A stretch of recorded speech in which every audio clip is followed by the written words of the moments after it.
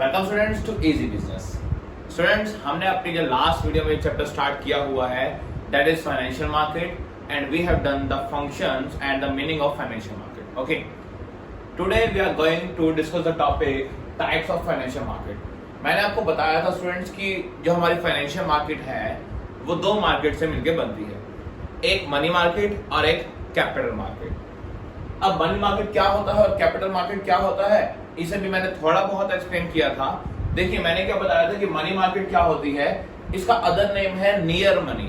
Near money मतलब बिल्कुल पैसे के पास, मतलब एक तरह से पैसा ही है। ये ऐसे इंस्ट्रूमेंट्स है, मतलब ऐसी सिक्योरिटीज है जो कि with in 1 year he cash में कन्वर्ट हो जाती है। मनी मार्केट वो सब सिक्योरिटीज है जिनकी पेमेंट विद इन 1 ईयर ही हो जाती है।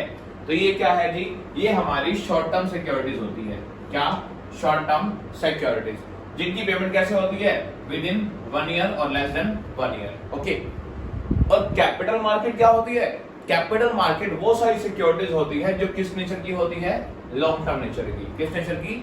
लॉन्ग टर्म नेचर की। ओके, और जिनकी पेमेंट कैसे होती है जी, 1 साल से ज्यादा के टाइम में। ओके, मतलब कम से कम 1 साल तो इसे हमें वो लोन मिलता ही मिलता है और उसके बाद इसे क्या होती है, पेमेंट होती है। ओके, तो जनरली ये मोर देन 1 ईयर के होते हैं, हो सकता है 5 इयर्स के हो, 10 इयर्स के हो, लेकिन जनरली क्या होते हैं, मोर देन 1 ईयर। ओके, अब देखते हैं कि मनी मार्केट के टाइप्स कौन कौन से हैं। मैंने यहाँ कुछ टाइप्स लिखे हैं। ओके, इनको हम एक एक करके एक्सप्लेन करेंगे। पहले टाइप्स देखते हैं, जैसे ट्रेजरी बिल्स है, ओके, कमर्शियल पेपर है, कमर्शियल बिल्स है, कॉल मनी है और हमारा क्या है, सर्टिफिकेट ऑफ डिपॉजिट्स। तो ये जो 5 है ये सारे कौन से इंस्ट्रूमेंट्स है, मनी मार्केट के इंस्ट्रूमेंट्स। मतलब ये वो सारे इंस्ट्रूमेंट्स है जिनकी पेमेंट विद इन 1 ईयर करनी जरूरी है, या फिर जो शॉर्ट टर्म सिक्योरिटीज होती है, मतलब शॉर्ट टाइम के लिए इश्यू होते हैं। ओके, और जो जनरली लॉन्ग टर्म होते हैं वो कौन से होते हैं जी, हमारे इक्विटी शेयर्स जो लाइफ टाइम चलते हैं। प्रेफरेंस शेयर भी जनरली मोर देन 1 ईयर होते हैं। डिवेंचर हमारे होते ही लॉन्ग टर्म लोन्स है। ओके, या फिर हमने कोई लोन लिया किसी फाइनेंशियल इंस्टीट्यूशन से, तो ये भी हमने कैसा लिया होगा, लॉन्ग टर्म पर्पस के लिए। ओके, तो आई थिंक दोनों का मीनिंग क्लियर हो गया होगा। मीनिंग में मतलब डिफरेंस क्या है, जस्ट यही है कि मनी मार्केट वो मार्केट होती है जिसमें सिक्योरिटीज लेस देन 1 ईयर के लिए क्या होती है, इश्यू होती है। और कैपिटल मार्केट में वो सारे इंस्ट्रूमेंट्स होते हैं जो सिक्योरिटीज लॉन्ग टर्म नेचर की होती है या मोर देन 1 ईयर के लिए इश्यू होती है। ओके, तो स्टूडेंट्स अब डिस्कस करते हैं किसके बारे में, मनी मार्केट के इंस्ट्रूमेंट्स के बारे में। ओके, कि कौन कौन से मनी मार्केट के इंस्ट्रूमेंट्स है। उसमें सबसे पहला कौन सा आ रहा है, हमारा ट्रेजरी बिल। कौन सा आ रहा है, ट्रेजरी बिल। जी, ट्रेजरी बिल क्या होता है, देखिए स्टूडेंट्स, ये एक ऐसा बिल, एक ऐसा डॉक्यूमेंट होता है जो आरबीआई इशू करती है। कौन करती है, आरबीआई इशू करती है। किसके बिहाफ पे, गवर्नमेंट की बिहाफ पे, जो हमारी सेंट्रल गवर्नमेंट है। ओके, जैसे सेंट्रल गवर्नमेंट अभी बीजेपी है। ओके, तो उनके बिहाफ पे कौन इशू करेगा जी, RBI, reserve bank of India issue करेगा। किसको इशू करेगा जी, या तो फाइनेंशियल इंस्टीट्यूशंस को या जनरल पब्लिक को, बैंक को। तो मतलब वो इसे क्या कर सकते हैं, परचेज कर सकते हैं। ओके, इनकी मैच्योरिटी पीरियड क्या होती है स्टूडेंट्स, देखिए इनकी मैच्योरिटी पीरियड जनरली कितनी होती है, 14 डेज या फिर 91 डेज की या 182 डेज की या फिर 364 डेज की। तो जनरली ये इनके क्या होते हैं, मैच्योरिटी पीरियड होते हैं। ओके, अब देखिए स्टूडेंट्स, अब एक्चुअल में मान लीजिए एक पर्सन ये ट्रेजरी बिल खरीदता है। ओके, उसे उसके ऊपर कोई भी इंटरेस्ट नहीं मिलता, उसे उसके ऊपर कोई भी इंटरेस्ट नहीं मिलता। अब जी इंटरेस्ट नहीं मिलता तो कौन अपना पैसा इन्वेस्ट करना चाहेगा। ओके, लेकिन स्टूडेंट्स ध्यान रखना जी, इसमें फिर इनकम कैसे होती है उस पर्सन की, वो सुनिए। देखिए स्टूडेंट्स, ये क्या होते हैं जी, ये हमेशा किस पे इशू होते हैं, डिस्काउंट पे। किस पे इशू होते हैं, डिस्काउंट पे। मान लीजिए कोई 1 लाख का क्या है, ट्रेजरी बिल। 1 लाख का क्या है, ट्रेजरी बिल। 1 लाख उसकी फेस वैल्यू है। फेस वैल्यू मतलब जो उसकी एक्चुअल वैल्यू है वो कितनी है, 1 लाख। ओके, वो अगर किसी को इश्यू करते हैं, कौन, आरबीआई इश्यू करती है, तो मान लीजिए वो आरबीआई कितने में इश्यू कर रही है, 96,000 में। किसको, या तो फाइनेंशियल इंस्टीट्यूशन को या फिर जनरल पब्लिक को। तो उन्होंने क्या किया, वो 1 लाख वाली चीज 96,000 में सेल कर दी। ओके, क्योंकि सेंट्रल गवर्नमेंट को पैसे की नीड थी। अब क्या होगा कि जब इनकी मैच्योरिटी पीरियड खत्म हो जाएगा, जब इनका मैच्योरिटी पीरियड खत्म हो जाएगा, मतलब पेमेंट का टाइम आ जाएगा, मान लीजिए वो 182 डेज के लिए थी। कितने के लिए? 182 डेज के लिए। ओके, जो हमने पैसा इन्वेस्ट किया था 96,000, हमने ये ट्रेजरी बिल खरीदा था, इसकी पेमेंट कब होनी है हमें? 182 डेज के बाद। ओके, तो 182 डेज के बाद जो हमें पैसा वापस मिलेगा वो हमें कितना मिलेगा? वो हमें मिलेगी फेस वैल्यू। कितनी है? 1 लाख रुपीज। कितनी है? 1 लाख। तो हमारी इनकम कौन सी हो गई? जी हमारी इनकम हो गई 4,000 रुपए, क्योंकि हमने वो सिक्योरिटी खरीदी थी 96,000 में, एंड हमें जब वो उसकी पेमेंट मिली तो हमें मिले कितने? 1 lakh. The difference between the purchase price and the sale price, okay, and the repayment price is called the income of the investor. Okay, जो भी डिफरेंस होता है किसमें? ये परचेज प्राइस और फिर फेस वैल्यू में, तो वो क्या होती है? Income of the investor. Okay, तो ये इनकम कितनी हो गई हमारी? 4,000 होगी। किसकी? इन्वेस्टर की, जिसने वो ट्रेजरी बिल खरीदा था। तो आई थिंक स्टूडेंट्स आपको समझ आ गया होगा ट्रेजरी बिल होता क्या है। जो ट्रेजरी बिल एक ऐसा बिल होता है जो आरबीआई इशू करती है सेंट्रल गवर्नमेंट के बिहाफ पे। इसका दूसरा नाम क्या है? Zero coupon bond. दूसरा नाम क्या है इसका? Zero coupon bond. क्यों कहते हैं zero coupon bond? Zero coupon bond का मतलब है जीरो इंटरेस्ट रेट का लोन, मतलब इसके ऊपर कोई भी इंटरेस्ट रेट नहीं मिलता, क्योंकि कूपन रेट का मीनिंग होता है जो रेट डिवेंचर के आगे लिखा होता है उसे हम कहते हैं कूपन रेट। क्या कहते हैं? Coupon rate. और ये कैसा है जी? जीरो कूपन रेट या जीरो कूपन बॉन्ड, मतलब 0% क्या है? इंटरेस्ट है इसके ऊपर। ओके, तो इंटरेस्ट कुछ भी नहीं है। इनकम आपको पता लग गया कैसे आएगी, क्योंकि ये हमेशा डिस्काउंट पे इशू होते हैं। एक और मेन चीज कि ये हमेशा या तो 25,000 की कम से कम होती है, ओके, या फिर इसके मल्टीपल में ही खरीदे जाते हैं। ओके, या तो 25,000 के कम से कम होते हैं या इसके मल्टीपल। मैंने जो एग्जांपल लिया 1 लाख, वो भी 25,000 का क्या है? मल्टीपल है। ओके, तो या तो कम से कम इसका अमाउंट 25,000 होगा या फिर उसका मल्टीपल होगा। अच्छा, अब देखिए स्टूडेंट्स, इनका डिस्काउंट कैसे डिस्कस होता है वो देखते हैं। देखिए, ट्रेजरी बिल्स के ऊपर कितना डिस्काउंट देना है ये 2 तरीकों से फाइनलाइज होता है। कैसे? एक तो जी गवर्नमेंट पहले से प्री फिक्स कर ले। प्री फिक्स मतलब प्री डिसाइड कर ले कि हमने इतना ही डिस्काउंट देना है। मतलब जैसे मैंने ये लिया कि हमें 96,000 में ही सेल करना है। ओके, 1 लाख वाली चीज, ओके, 96,000 में ही देनी है, 4,000 का ही डिस्काउंट देना है। तो ये तो हो गया प्री फिक्स। सेकेंड ऑप्शन क्या है जी? सेकेंड ऑप्शन है गवर्नमेंट क्या निकालती है? टेंडर निकालती है। क्या निकालती है? टेंडर। कि गवर्नमेंट ट्रेजरी बिल्स इशू करना चाहती है इतने के, ओके, अगर कोई परचेज करना चाहता है तो अपना टेंडर भेजिए। टेंडर का मीनिंग क्या होता है कि डिफरेंट पर्सन या डिफरेंट कंपनीज जो भी ट्रेजरी बिल में इन्वेस्ट करना चाहते हैं वो भेजिए कि वो कितना डिस्काउंट में ट्रेजरी बिल्स को खरीदना चाहते हैं। देखिए, अगर मान लीजिए मैं कह रहा हूं 3 पार्टीज है, कौन कौन सी? ए, बी और सी, 3 पार्टीज है। ओके, मान लीजिए 10 लाख के ट्रेजरी बिल्स है। कितने के? 10 लाख के। ए ने क्या दिया? मैं 9,50,000 में ले लूंगा वो सिक्योरिटीज। बी ने क्या दिया? मैं 960 में ले लूंगा। ओके, सी ने क्या दिया? मैं 965 में ले लूंगा। ओके, तो यहां पर क्या होगा जी? गवर्नमेंट क्या करेगी? टेंडर, गवर्नमेंट ने टेंडर दिया, इन्होंने अपने अपने जो परचेज प्राइस है वो बता दिए। सबसे लोवेस्ट, मतलब गवर्नमेंट को सबसे लोवेस्ट किसको पे करना पड़ेगा? सी को, क्योंकि सी ने सबसे कम डिस्काउंट मांगा है। सी ने क्या कहा है? मैं 9,65,000 में ले लूंगा। ओके, तो गवर्नमेंट को यहाँ कितने पे करने पड़ेंगे? 35,000, यहाँ देने पड़ते 40,000, यहाँ देने पड़ते 50,000। तो गवर्नमेंट किसको प्रेफर कर लेगी? सी को प्रेफर कर लेगी, जो सबसे कम डिस्काउंट पे उन सिक्योरिटीज को खरीदने के लिए एग्री हो जाएगा। ओके, तो फ्रेंड ये था हमारा क्या? ट्रेजरी बिल पूरा का पूरा। ओके, अब आते हैं नेक्स्ट कॉमर्शियल पेपर। ओके, वो देखते हैं और कॉमर्शियल बिल देखते हैं, उस पे आते हैं। तो देखिए स्टूडेंट्स, कॉमर्शियल पेपर क्या होते हैं वो देखते हैं। देखिए कॉमर्शियल पेपर क्या होता है स्टूडेंट्स, ये बहुत बड़ी कंपनीज जो होती है, जिनका बहुत अच्छा नाम होता है, बहुत अच्छी सोर्स ऑफ इनकम होती है, वो कंपनीज ही क्या इश्यू करती है? कॉमर्शियल पेपर को इश्यू करती है। तो मतलब इश्यू कौन करती है? वेल रेप्यूटेड कंपनीज, मतलब ऐसी कंपनीज जिनके बहुत अच्छे नाम है, जिनका बहुत अच्छा बिजनेस है, वो क्या इश्यू करती है? Commercial paper. ओके, किसके लिए?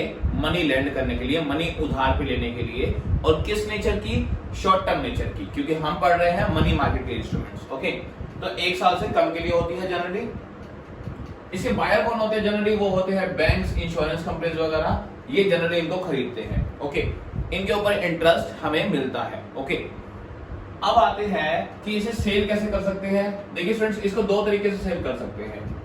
या तो क्या हो जी, डायरेक्टली जो कंपनीज है वो डायरेक्टली सेल कर दे किसी को भी। मान लीजिए बैंक है कोई, उन्होंने बैंक से पूछा और उनकी सेलिंग डन हो गई, उनकी डील डन हो गई, तो या तो ये डायरेक्टली सेल कर सकते हैं या फिर ये क्या कर सकते हैं, किसी एजेंसी या किसी जैसी मीडिएटर है उसकी क्या कर सकते हैं, हेल्प ले सकते हैं इसको सेल करने में, और उनको बदले में क्या देना पड़ेगा, कुछ ना कुछ कमीशन या चार्ज देना पड़ेगा। तो या तो ये खुद से सेल कर सकते हैं या किसी एजेंसी या मीडिएटर की हेल्प ले सकते हैं। ओके, अब इनकी मिनिमम वैल्यू कितनी होती है स्टूडेंट्स, ये कम से कम कितने के होते हैं, 5 लाख रुपए के।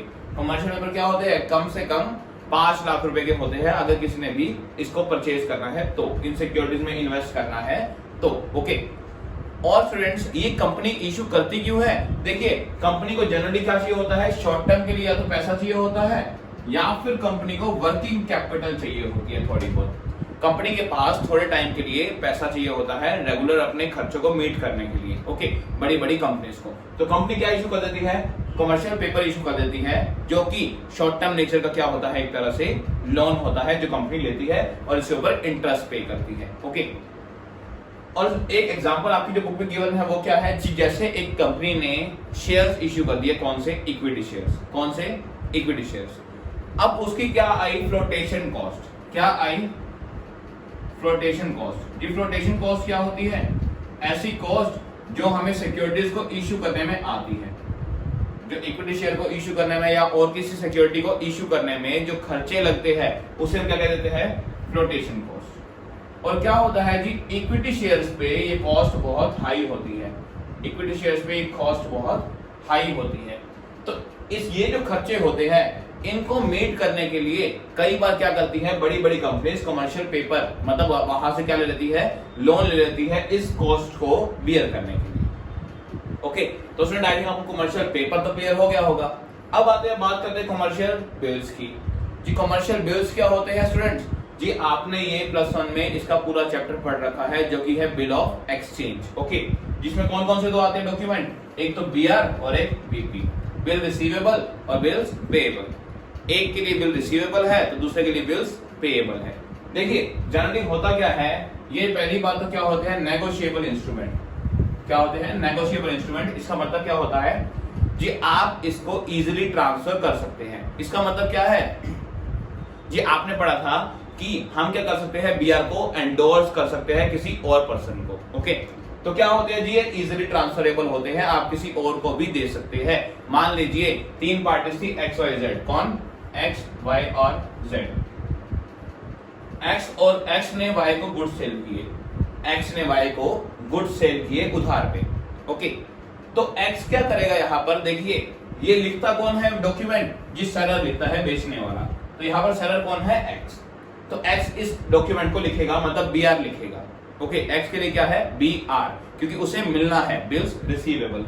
ओके, वाई के लिए क्या है, बिल्स पेएबल, वाई ने पे करना है। ओके, तो क्या होगा जी, एक्स यहां पर क्या करेगा, वो लिखेगा बिल को और वाई उसके ऊपर साइन करेगा, वाई क्या करेगा, उसके ऊपर साइन करेगा और उसको एक्सेप्ट कर लेगा। ओके, तो ये तो हो गई एक्स और वाई की डील कि एक्स को वाई से पैसे मिलने हैं। ओके, अब मान लीजिए एक्स ने कुछ पैसे देने थे किसके, जेड के। एक्स ने कुछ पैसे किसके देने थे, जेड के। तो एक्स ने क्या किया, जो इसके पास बीआर था वो किसको दे दिया, जेड को दे दिया कि वाई जेड को पेमेंट कर देगा, कि वाई जेड को पेमेंट कर देगा। ओके, तो देखिए ये क्या हुआ, इजीली उसने क्या किया, ट्रांसफर कर दिया किससे, एक्स ने अपना बिल किसको दे दिया, जेड को दे दिया, क्योंकि एक्स ने जेड को पैसे देने थे। तो यहां से तो ये पॉइंट क्लियर हो गया कि ये क्या होता है, इजीली ट्रांसफरेबल होते हैं। ओके, और ये कब यूज होते हैं, ये उधार की सेल पे यूज होते हैं, जनरली क्रेडिट सेल पे यूज होते हैं, जैसे मैंने एग्जांपल दिया। ओके, ये भी मैंने बता दिया लिखता कौन है और एक्सेप्ट कौन करता है और कैसे होता है। जनरली कितने दिन के होते हैं ये, जनरली ये 90 डेज की होती है। कितने के, 90 डेज की। लेकिन मान लीजिए एक्स को पैसों की नीड पड़ गई 90 डेज से पहले, एक्स को पैसों की नीड पड़ गई 90 डेज से पहले, तो स्टूडेंट्स आपने पढ़ रखा है कि ये बैंक से हम टाइम से पहले भी क्या कर सकते हैं, डिस्काउंट करवा सकते हैं। ओके, तो एक्स बैंक में जाके उसे टाइम से पहले भी क्या कर सकता है, डिस्काउंट करवा सकता है, क्योंकि ये लीगल डॉक्यूमेंट है। लेकिन एक्स को पूरे पैसे नहीं मिलेंगे अगर वो टाइम से पहले निकलवाता है तो बैंक उस पे क्या काटेगा, डिस्काउंटिंग चार्जेस। क्या काटेगा, डिस्काउंटिंग चार्जेस। ओके, तो एक्स को सारा पैसा नहीं मिलेगा, कुछ ना कुछ कट के मिलेगा। ओके, तो आई थिंक स्टूडेंट्स आपको क्लियर हो गया होगा कमर्शियल बिल्स क्या होते हैं और ये जनरली क्या होते हैं, शॉर्ट टर्म लोन, ये शॉर्ट टर्म सिक्योरिटीज। ओके, तो स्टूडेंट्स अब देखते हैं हमारी कॉल मनी क्या होती है। देखिए स्टूडेंट्स, कॉल मनी क्या होती है। कॉल मनी या कॉल लोन एक ऐसा लोन होता है जो जनरली कौन लेते हैं, बैंक्स लेते हैं। कौन लेते हैं, बैंक्स। किस लिए लेते हैं वो पर्पस हम पढ़ेंगे, लेकिन उससे पहले हम ये जान ले कि ये क्या होते हैं। ये हाईली लिक्विड टाइप के होते हैं।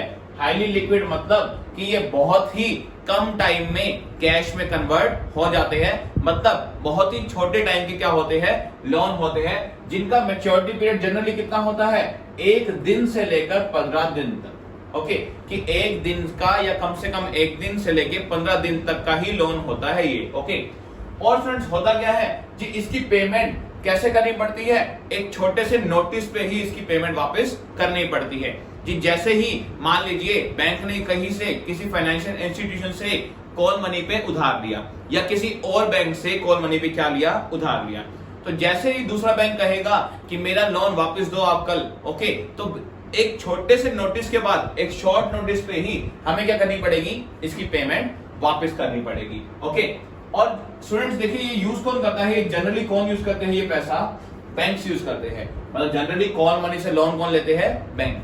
क्यों लेते हैं वो सुनिए। देखिए स्टूडेंट्स होता क्या है, मान लीजिए एक हमारी टर्म होती है स्टैट्यूटरी लिक्विडिटी रेशियो। ओके, ये क्या होती है जी, एसएलआर। जी एसएलआर वो पैसा होता है जो हर एक कमर्शियल बैंक को कम से कम आरबीआई के पास रखना पड़ता है अपना। ओके, हर एक बैंक को कम से कम जो पैसा आरबीआई के पास डिपॉजिट करवाना पड़ता है हर डे, पर डे, जितना भी मान लीजिए बैंक के पास जितना भी पैसा आया एक दिन में, जितनी भी क्या आई बैंक में डिपॉजिटिंग हुई, ओके, तो बैंक को उसका कुछ परसेंट जो कि ये लिक्विडिटी रेशियो डिसाइड करती है, जो भी इसका परसेंटेज होता है वो किसके पास रखना पड़ता है, आरबीआई के पास एज अ सिक्योरिटी। ओके, तो कई बार क्या होता है, कई बार बैंक के पास पैसे पूरे नहीं होते, किसके पास रखने के लिए, आरबीआई के पास रखने के लिए। तो बैंक क्या करता है, बैंक दूसरे बैंकों से क्या करता है, लोन लेता है, या किसी फाइनेंशियल इंस्टीट्यूशन से क्या करता है, लोन लेता है। किसको कंट्रोल करने के लिए, एसएलआर को। जी बैंक कहता है जी मेरे पास पैसा नहीं है, ओके, और मुझे अपनी लिक्विडिटी रेशियो मेंटेन करनी है, तो मुझे पैसा चाहिए, चाहे वो 1 दिन के लिए चाहिए चाहे वो 2 दिन के लिए। ओके, तो जनरली ये कौन यूज करता है जी, बैंक्स यूज करते हैं। अच्छा, अब एक बैंक को पैसा चाहिए था, कई बार क्या होता है जो अदर बैंक्स होते हैं उनके पास पैसा ज्यादा पड़ा होता है, जितनी उन्होंने लिक्विडिटी रेशियो मेंटेन करनी है, मतलब जितना पैसा उन्होंने आरबीआई के पास रखना है उससे ज्यादा पैसा उनके पास पड़ा होता है। तो वो क्या करते हैं, वो इन बैंकों को जिनको नीड होती है उन्हें क्या दे देते हैं, वो एक्स्ट्रा पैसा एज अ लोन दे देते हैं। ओके, और 1 दिन का या 2 दिन का, जितने भी दिन का लोन होता है उनसे क्या लेते हैं, उसका इंटरेस्ट चार्ज करते हैं। ओके, तो स्टूडेंट्स आई थिंक ये चीज आपको क्लियर हो गई होगी। अब इसका मिनिमम अमाउंट कितना होता है जी, ये कम से कम कितने की होती है, 10 करोड़ रुपए की। कम से कम कितने की होती है, 10 करोड़ रुपए की। और जनरली कितने की होती है, जनरली ये 100 करोड़ रुपए की, इसकी टर्म्स जो सुनने में आती है वो 100 करोड़ की होती है। ओके, देखिए मिनिमम अमाउंट इस लोन का कितना है, 10 करोड़ रुपए है। ओके, अब ये चाहिए किसको होता है, कमर्शियल बैंक को, किस लिए, अपनी जो लिक्विडिटी रेशियो है, स्टैट्यूटरी लिक्विडिटी रेशियो, उसको मेंटेन करने के लिए। ओके, तो आई थिंक स्टूडेंट्स आपको कॉल मनी पूरा का पूरा टॉपिक क्लियर हो गया होगा। ध्यान रखिए, जो बैंक क्या करेगा, इसमें लोन लेगा वो 1 से 15 दिन के बीच में होगा। ओके, और इस पर्पस के लिए होगा जनरली। ओके, तो स्टूडेंट्स ये था हमारा कौन सा, कॉल मनी। अब आते हैं इस पे सर्टिफिकेट ऑफ डिपॉजिट्स क्या होते हैं। देखिए स्टूडेंट्स ये क्या होते हैं, पहली बात ये होती है नेगोशिएबल इंस्ट्रूमेंट। नेगोशिएबल मतलब ट्रांसफरेबल, इसको भी इजीली क्या कर सकते हैं, हम ट्रांसफर कर सकते हैं। ओके, इनका क्या होता है जी, मिनिमम इनकी फेस वैल्यू कितनी होती है, 5 लाख रुपए। मिनिमम फेस वैल्यू कितनी होती है, 5 लाख रुपए। लेकिन अगर किसी पर्सन को इसमें इन्वेस्ट करना है तो उसको कम से कम 25 लाख रुपए लगाने पड़ेंगे, तभी वो क्या कर सकता है, इसमें इन्वेस्ट कर सकता है। ओके, अब फ्रेंड ये इश्यू कौन करता है जी, ये जनरली इश्यू कौन करते हैं, फाइनेंशियल इंस्टीट्यूशंस। कौन करते हैं, फाइनेंशियल इंस्टीट्यूशंस इश्यू करते हैं। क्या, सर्टिफिकेट ऑफ डिपॉजिट्स। ओके, ये लेते हैं इस तरीके से लोन। ओके, अब स्टूडेंट्स इसका हमें ये पता लग गया कि ये कम से कम कितने साल का है। कम से कम ये क्या है जी, इसकी पेमेंट मैच्योरिटी पीरियड क्या है, 91 डेज टू 1 ईयर। मतलब ये ऐसे लोन होते हैं जिनकी मैच्योरिटी फिक्स होती है, पहली बात तो ये, और किसके बीच में वेरी करती है जी, 91 डेज से लेके विद इन 1 ईयर, इसके बीच में कहीं ना कहीं इसकी क्या वेरी करती है, मैच्योरिटी वेरी करती है। ओके, और ये कितने अमाउंट के होते हैं जी, कम से कम 5 लाख रुपए के, और अगर किसी डिपॉजिटर को इसमें डिपॉजिट करना है, किसी इन्वेस्टर को इन्वेस्ट करना है, तो उसे 25 लाख रुपए इसमें लगाने पड़ेंगे। ओके, इसके ऊपर भी क्या मिलता है, अच्छा खासा इंटरेस्ट मिलता है। और जनरली ये क्या होते हैं स्टूडेंट्स, ध्यान रखना, ये हमेशा किस पे इशू होते हैं, डिस्काउंट पे इशू होते हैं। किस पे, डिस्काउंट पे इशू होते हैं सर्टिफिकेट ऑफ डिपॉजिट्स। और हम इसको 45 डेज के पीरियड के बाद ही क्या कर सकते हैं, ट्रांसफर कर सकते हैं। देखिए ट्रांसफरेबल तो है, हमें पता है क्या है, नेगोशिएबल तो है, लेकिन ये 45 डेज के बाद ही क्या हो सकता है, ट्रांसफर हो सकता है, उससे पहले ट्रांसफर नहीं हो सकता। ओके, तो स्टूडेंट ये था हमारा क्या, सर्टिफिकेट ऑफ डिपॉजिट। लेकिन स्टूडेंट्स जो आरबीआई की गाइडलाइंस है उसके अकॉर्डिंग सर्टिफिकेट ऑफ डिपॉजिट्स की डेफिनेशन थोड़ी अलग है। अभी आपने एज पर बुक चलना है। आरबीआई के अकॉर्डिंग क्या है जी, आरबीआई के अकॉर्डिंग ये कम से कम अगर आपने सर्टिफिकेट ऑफ डिपॉजिट में इन्वेस्ट करना है तो वो लिमिट है 1 लाख रुपए। कितनी है, 1 lakh as per RBI. Okay, और उसका जो मैच्योरिटी पीरियड है एज पर आरबीआई वो कितना है जी, वो बैंक्स के लिए है 7 दिन से लेके 7 डेज से लेके 1 साल। किसके लिए, बैंक के लिए। और फाइनेंशियल इंस्टीट्यूशंस के लिए है 1 ईयर से लेके 3 ईयर्स तक। ओके, तो वो एज पर आरबीआई है, लेकिन अभी आपने एज पर बुक के अकॉर्डिंग करना है। ओके, तो स्टूडेंट्स आज के लिए इतना ही। आज हमने कर लिया मनी मार्केट के सारे इंस्ट्रूमेंट्स कौन कौन से होते हैं। ओके, तो स्टूडेंट्स वीडियो पसंद आए तो लाइक जरूर करना। मिलते हैं स्टूडेंट्स हम अपनी नेक्स्ट क्लास में, और उसके आगे हम इस चैप्टर को कंटिन्यू करेंगे। मिलते हैं स्टूडेंट्स हम अपनी नेक्स्ट क्लास में।